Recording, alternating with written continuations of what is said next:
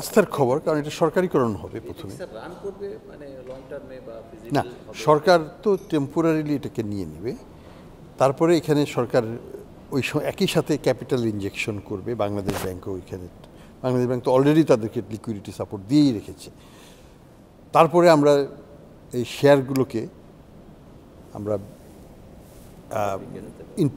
পাবলিকের কাছে না, আমরা ইন্টারন্যাশনাল স্ট্র্যাটেজিক ইনভেস্টরের কাছে আমরা হস্তান্তর করব রিঅর্গানাইজেশন হওয়ার পরে। তো রিঅর্গানাইজেশনের সময়টা আমরা এটাকে ওনারশিপটা রাখবো। এটা একটা টেম্পোরারি একটা অ্যারেঞ্জমেন্ট, যেটাকে বলবো নিউ ব্যাংক করবো আমরা। নিউ ব্যাংক পরে সেটা হ্যান্ড ওভার করে দেওয়া হবে নতুন স্ট্র্যাটেজিক ইনভেস্টর যারাই নেবেন, তারা এটাকে সুন্দরভাবে চালিয়ে যেতে পারবেন। আমরা চাই এটার ক্যাপিটাল বাড়বে, আমরা চাই এটার লিকুইডিটি বাড়বে, আমরা চাই প্রত্যেকটা গ্রাহক তার টাকা পাবে, তাদের কোনো লস হবে না। নগদ পেমেন্টে 500 টাকা পর্যন্ত ক্যাশব্যাক, আর লেনদেনে প্রতিদিন ডিপ ফ্রিজ এবং ঘন্টায় ঘন্টায় এসি টিভি সহ দারুণ সব গিফট। টোটাল 24টা ব্যাংকের, টোটাল মানে 18টা ব্যাংকের কথা বলছিলেন, বাকিগুলো কি পর্যায়ক্রমে এই ধরনের? এটা আমরা পর্যায়ক্রমে আমরা যাব।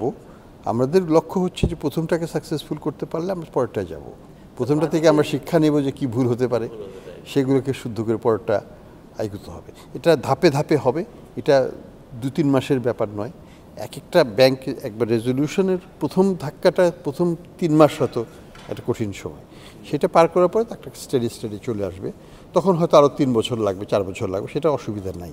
সেটা আস্তে আস্তে ব্যাংকের প্রফিটেবিলিটি বাড়বে, প্রফিটেবিলিটি হয়ে সেভিংস হবে, সেই যাতে ইনভেস্ট হবে এবং নতুন বিনিয়োগ আসবে। তাদের কিন্তু ক্যাপিটাল অ্যাডিকুয়েসি যেটা এখন নেগেটিভ আছে যেসব ব্যাংকের, সেটাকে আমরা 12.5-15% নিয়ে যাব। আমাদের টার্গেট হচ্ছে 4 বছরের মধ্যে।